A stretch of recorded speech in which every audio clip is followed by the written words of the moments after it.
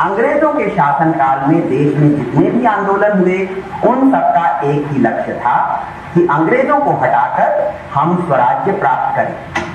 स्वराज्य के बाद हमारा रूप क्या होगा, हम किस दिशा में आगे बढ़ेंगे, इसका बहुत कुछ विचार नहीं हुआ था। कुछ विचार तो हुआ। स्वयं गांधी जी ने हिंद स्वराज्य में लिखा कि स्वराज्य आने के बाद भारत का चित्र क्या होगा। समय समय पर कांग्रेस या दूसरे राजनीतिक दलों ने जो प्रस्ताव स्वीकार किए उनमें भी ये विचार प्रकट हुए थे, किंतु जितना गंभीर अध्ययन होना चाहिए था उतना उस समय तक नहीं हुआ था। किंतु सबसे बड़ा आश्चर्य तो ये है कि देश की स्वतंत्रता के बाद भी जितने गंभीर रूप से इस प्रश्न पर विचार होना चाहिए था उतनी गंभीरता से नहीं हुआ। आज भी हम ये नहीं कह सकते कि कोई दिशा निश्चित हो गई है।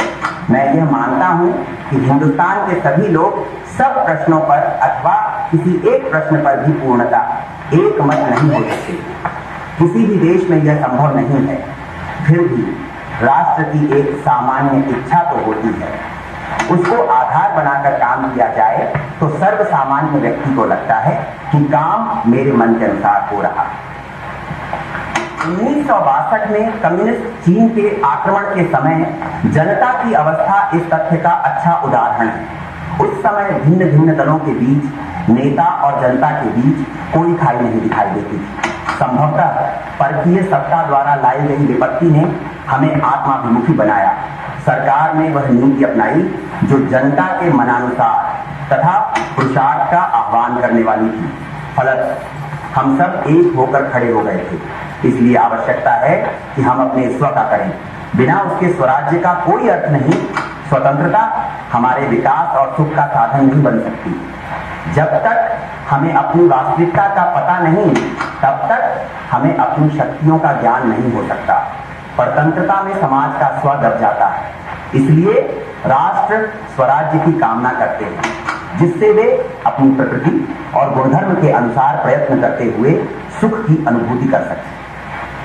हम किस ओर चलें, राष्ट्र के सामने यह प्रश्न है।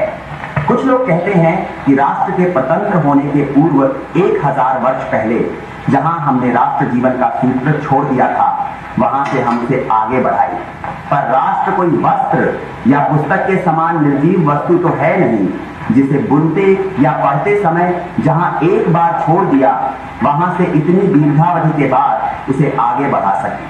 फिर यह भी युक्ति संगत नहीं है कि परतंत्रता के 1000 वर्ष में हमारे जीवन का सूत्र एकदम टूट गया।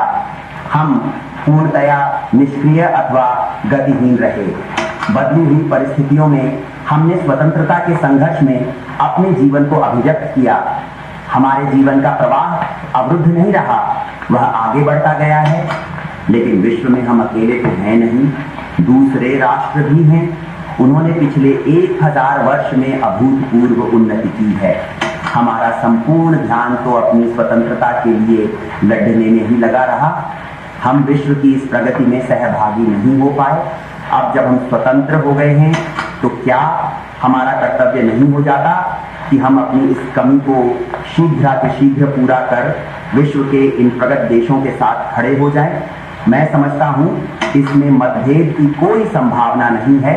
समस्या तब पैदा होती है जब हम पश्चिम की प्रगति के कारणों तथा वास्तविकताओं के संबंध में ठीक निर्णय नहीं कर पाते। यह कठिनाई तब और बढ़ जाती है जब हम यह देखते हैं कि इन प्रगत देशों में से एक ने हमारे ऊपर 150 वर्षों तक राज्य किया तथा अपने राज्यकाल में उसने ऐसे अनेक उपाय किए जिससे हमारे अंदर अपने प्रति तिरस्कार तथा उसके विषय में आदर का भाव पैदा हो जाए। पश्चिम के ज्ञान विज्ञान के साथ ही पश्चिमी देशों के रहन सहन, बोलचाल, खान पान आदि की रीतियां भी इस देश में आई। भौतिक विज्ञान ही नहीं अपितु नीति शस्त्र, राज्य व्यवस्था, अर्थनीति तथा समाज धारणा के क्षेत्र में भी इन देशों के मानदंड हमारे मानक बन गए। आज भारत के शिक्षित वर्ग के जीवन मूल्यों पर पश्चिम का यह प्रभाव स्पष्ट दिखाई देता है। अब हमें निर्णय करना पड़ेगा कि यह प्रभाव अच्छा है या बुरा।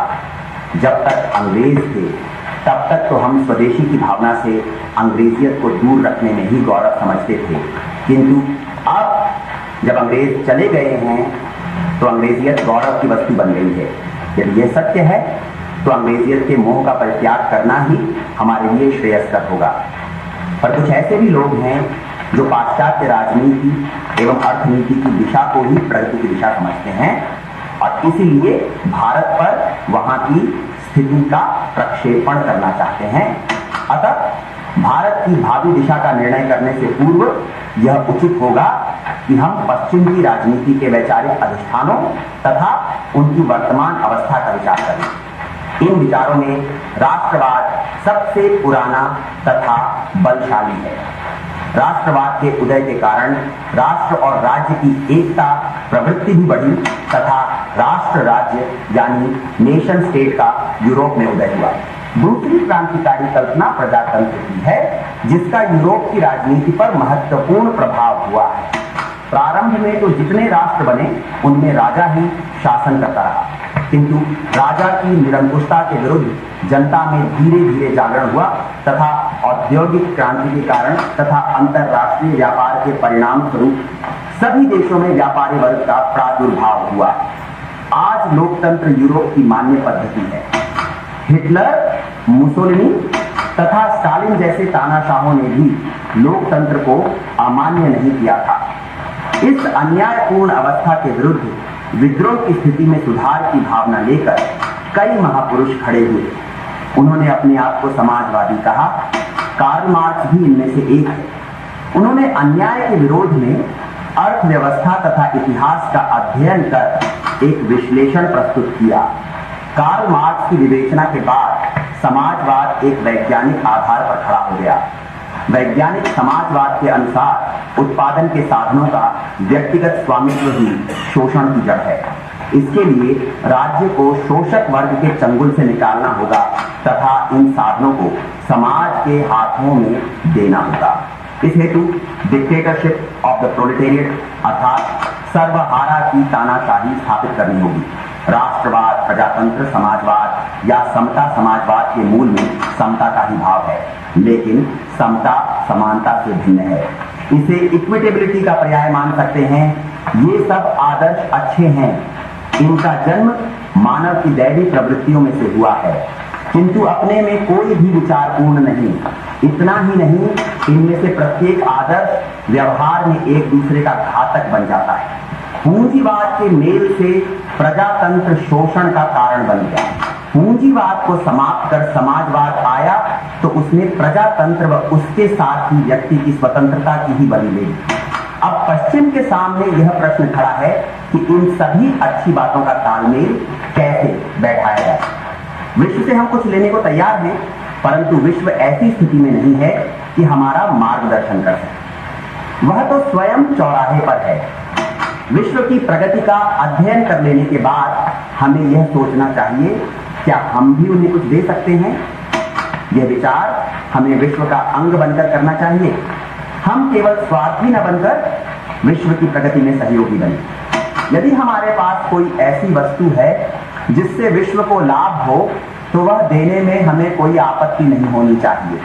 हमें विश्व पर बोझ बनकर नहीं, उसकी समस्याओं के छुटकारे में सहायक बनकर रहना चाहिए। हमारी परंपरा और संस्कृति विश्व को क्या दे सकती है, आज हमें यह विचार करना है।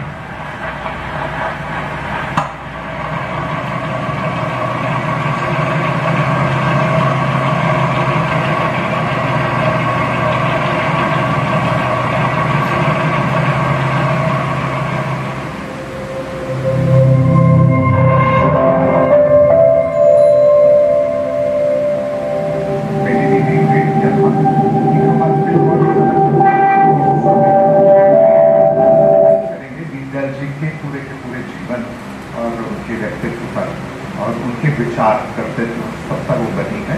कल अपन उसका भी प्रदर्शन करने वाले हैं।